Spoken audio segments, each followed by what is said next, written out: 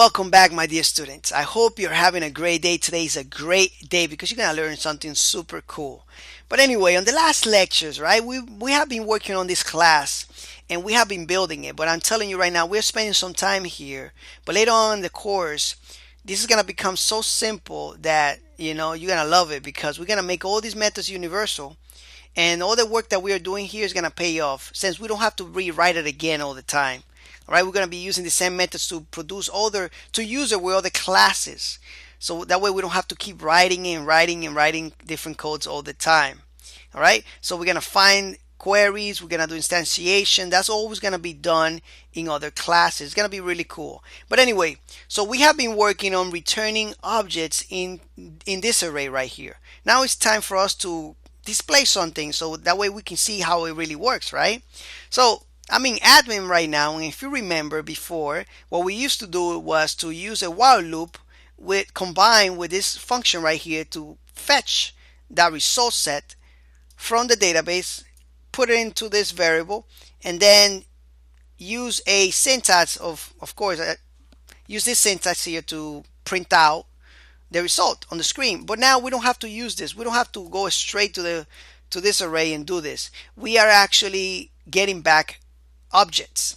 So all we have to do is use a loop for each loop to go through that array and just take out the objects out of there, right? Take out the object property. So I'm just gonna comment this out and show you how to use this.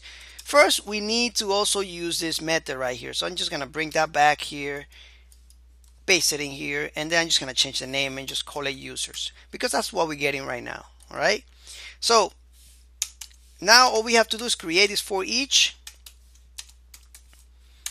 All right, super simple, just a little loop. All right, then we're gonna loop through this array right here, which is full of objects, and then we are gonna take the value out of it. That's all.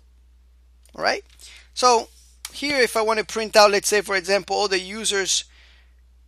usernames, all I gotta do is users. Then we use the object syntax right here with the little hyphen and the arrow, right, and the greater than symbol, and then just say username, and that's it. All right, now let me just put a concatenation, a break, just break the line right here. All right, so if I go back and I try it, let's see, we don't have a bug or anything like that.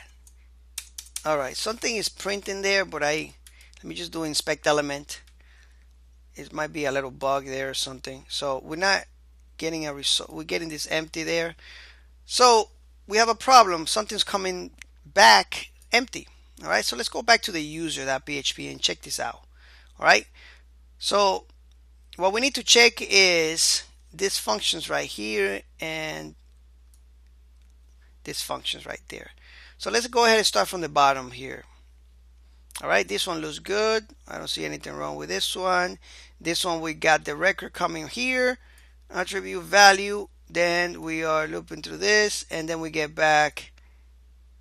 Whoa, right here. Oh, of course, forgot the dollar sign right here. All right. Sorry about that mistake, guys. Hopefully, you are able to correct that problem, just like me. And that should be it. I don't see any other bug. I think that's it. I was pretty sure that worked, but I guess we are humans and we make mistakes, right? So let's just click here and there we go. Look at this. So we're getting all the usernames, all right, of that object, right? Everything, all the properties. Well, all the username properties. We can also get the IDs of this object, right? So refresh. Look at that. You see how easy this is turning out to be? All right, and the great thing about it is that we can use this, all right, all these methods with other classes. So let's say, for example, we want to make posts, photos, and other things like that. It's going to be really easy for us to do it once we have this fully completed. It's not completed 100% yet, since I want to make this universal. All right, I don't want to just loop through users.